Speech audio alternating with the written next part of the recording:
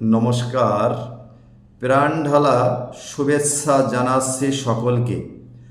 কাজ দেশে করতে চাই না, বিদেশে গিয়ে করি। এ প্রসঙ্গে আমি আপনাদের মাঝে তুলে ধরছি কয়েকটা কথা। আপনারা জানেন প্রতি বছর বাংলাদেশ থেকে লক্ষ লক্ষ মানব শক্তি বিদেশে যায় এবং বিদেশে গিয়ে আমাদের ভাইয়েরা বোনেরা আমাদের অর্থনৈতিক উন্নয়নে গুরুত্বপূর্ণ ভূমিকা পালন করে। সেই সকল রেমিটেন্স যোদ্ধাদের শ্রদ্ধা সম্মান জানিয়ে আমি বলতে চাই, আমরা বিদেশে যাই দুই ধরনের জনশক্তি, দক্ষ এবং অদক্ষ। বেশিরভাগ আমরা বাইরে যারা কাজকর্ম করতে যাই জনশক্তি হিসেবে রেমিটেন্স পাঠাই, যারা অনেক কষ্ট করে পরিশ্রম করে।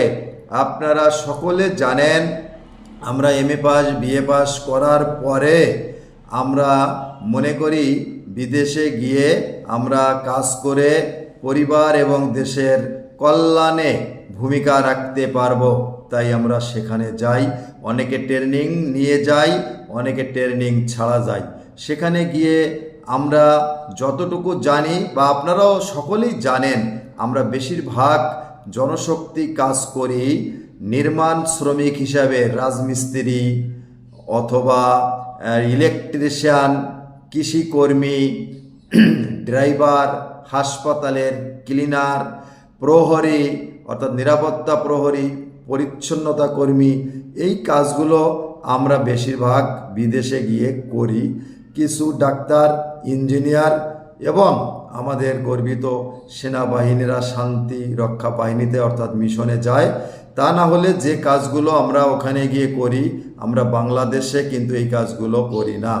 বাংলাদেশে আমরা যারা পড়ালেখা শিখছি, এমএ পাস বিএ পাস করছি, তারা আমরা কাজকে ছোট মনে করে এই কাজগুলো আমরা করি না। আমি আজকে এটুকুই বলতে চাই আপনাদের উদ্দেশ্যে, আমরা যে কাজগুলো বিদেশে গিয়ে করছি, ক্লিনারের কাজ করছি, রাস্তাঘাটে কাজ করছি, হাসপাতালে কাজ করছি, নিরাপত্তা প্রহরীর কাজ করছি, আমি কাজকে ছোট মনে করছি না। তবে বাংলাদেশে বসে যদি আমরা এই কাজগুলো করি তাহলে আমাদের পরিবার দরিদ্র থাকবে না এবং অর্থনৈতিকভাবেও আমাদের দেশ এগিয়ে যাবে।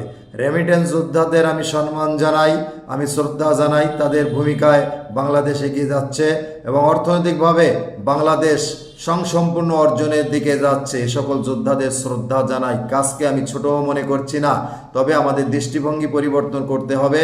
আমরা যে কাজগুলো বাইরে যেয়ে করছি, এই কাজগুলো আমাদের দেশে বসে